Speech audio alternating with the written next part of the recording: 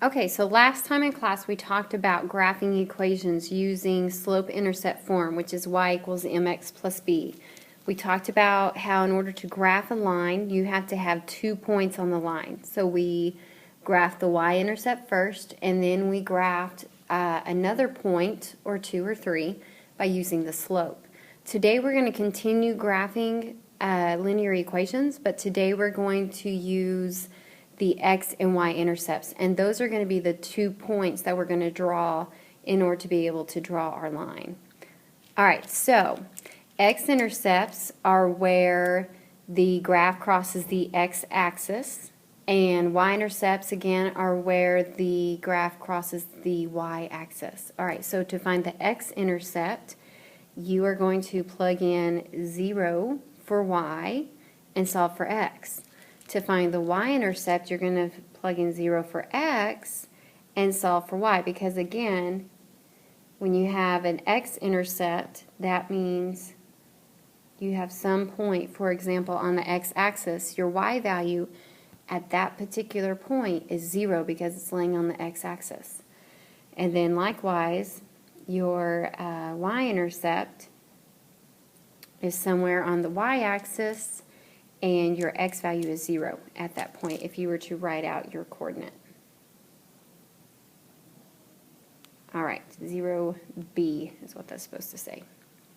Okay, practice this. So first we're going to start with the equation 2x plus 3y. So let's start with the x-intercept, which means we're going to plug in 0 for y right here. Okay, so that's going to be 2x plus 3 times 0 is equal to 12. So that's going to mark that out. Basically, it's just going to go to 0. So 2x equals 12 and x equals 6.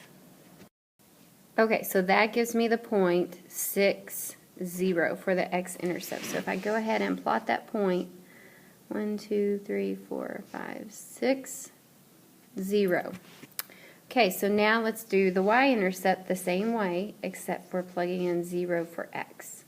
Alright, so it's going to be 2 times 0 plus 3y equals 12. It's going to be 0 plus 3y equals 12. So basically that just goes away.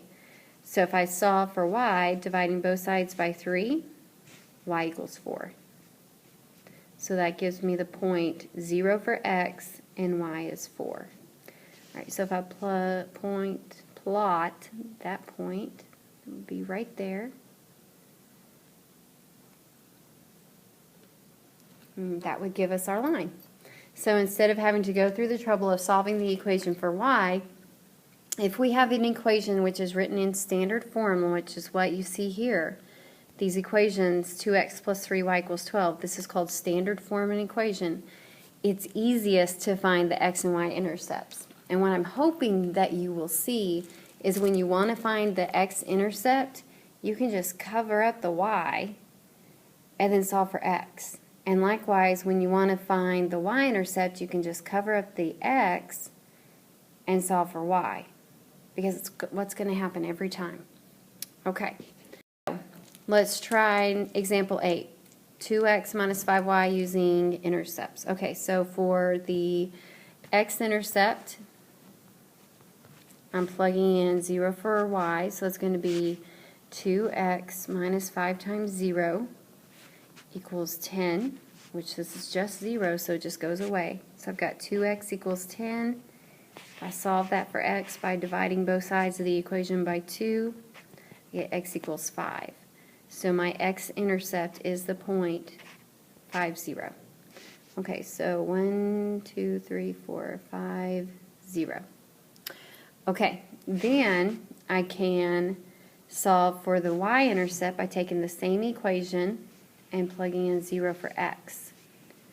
So it's always the opposite of what you're searching for. Alright, 2 times 0 is just 0. So that goes away, and I've got negative 5y equals 10. If I want to solve for y, I have to divide both sides by negative 5. should give me y equals -2. So I can plot the point at 0, -2, which would be right here. Okay? Then just connecting the dots, and hopefully you drew a straighter line than I did. All right. So next example, it says choose any method that you want to graph the function. So since we've been doing x and y, or x and y intercepts, I'm just going to go ahead and keep it that way. So what I'm going to do is add 1/2 y to both sides so that I have it back in standard form, x's and y's on one side of the equation, and then I can just get my functions, or my x and y intercepts. All right, so to find the x-intercept, that means I can just ignore my y and solve for x. So 4x equals -1, divide both sides by 4, x equals -1/4. So I can plot the point 0, -1/4. So that would be, oh, just kidding, I wrote that wrong. X is -1/4. So the point is -1/4, 0. So on my graph, that's going to look like right about there, pretty close to the y-axis. All right, and then I can take the same equation, 4x plus 1/2 y equals -1, and this time if I plug 0 in for x to find the y-intercept, it's just going to go away. 4 times 0 is 0. So if I solve for y, I'm just going to multiply both sides by 2 to cancel out the 1/2, so that gives me y equals -2. So then my y-intercept is 0, -2. So plot that point. It's a pretty steep line. There you go. All right. Okay, now when you're graphing horizontal lines always look like this. Y equals -1. Here's how I think of it. If I were to write a table, it doesn't matter what x values I choose, y is always going to be -1. So you could always think of it in those kinds of terms. So y equals -1 is a horizontal line where all of these points would be.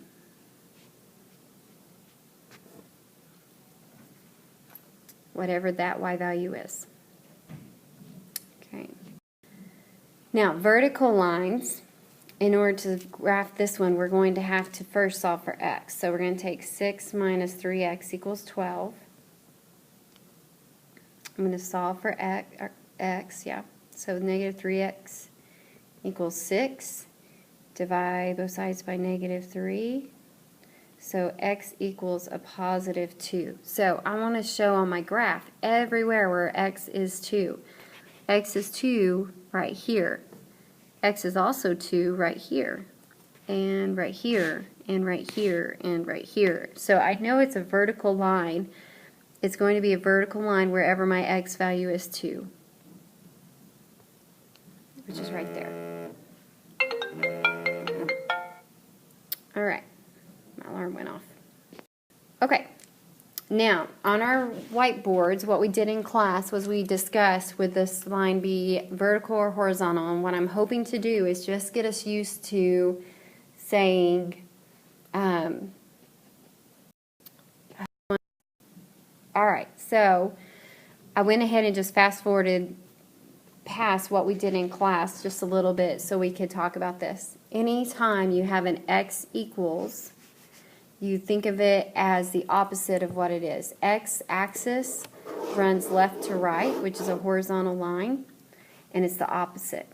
It's a vertical line. So every time you see x equals, that's when it's going to be a vertical line. Anytime you see y equals and there's no x in the equation, that's when you have a horizontal line. Your y-axis runs up and down. Your function is going to be the opposite of that, which is horizontal. Okay, and then this one was a trick question that I threw in there to see if we were paying attention. That's going to be neither horizontal or vertical. That line is going to rise from up 7/1 from the origin. So I was just trying to trick them, to be honest.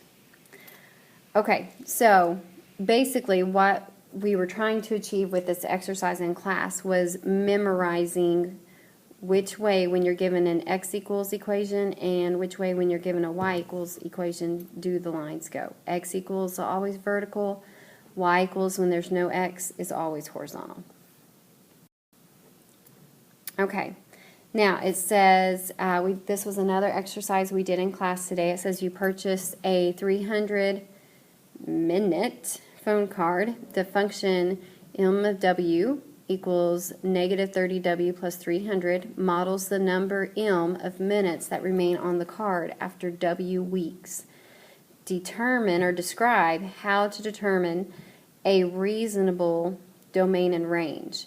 So this is something we do often in math, and this is a little bit more of real-world math that we're talking about here. If we have a phone card, this is back in the day before cell phones really were as popular as they are, and on that phone card we were given credit to call somebody for 300 minutes. As we make more and more phone calls and we spend more and more time on the phone, our number of minutes that we have available is going to decline.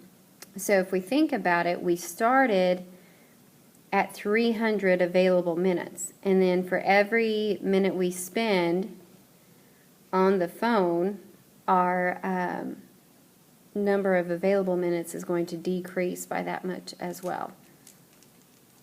So our domain, our reasonable domain, has got to be from 0 to whatever number of weeks that we have.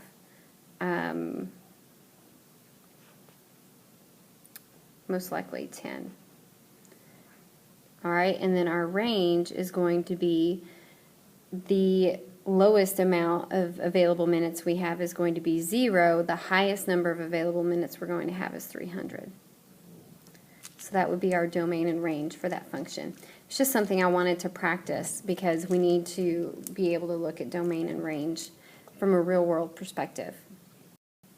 All right, now this is the assignment in your journal.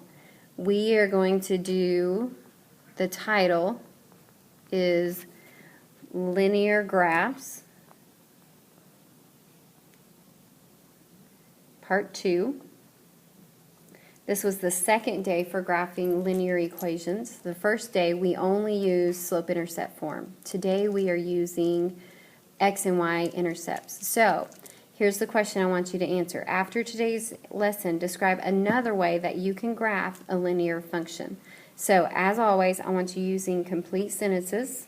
I want to see the title, Linear Graphs Part 2, and then I want to see at least 2 sentences for a stamp. All right, let me know if you have any questions. Thanks, guys.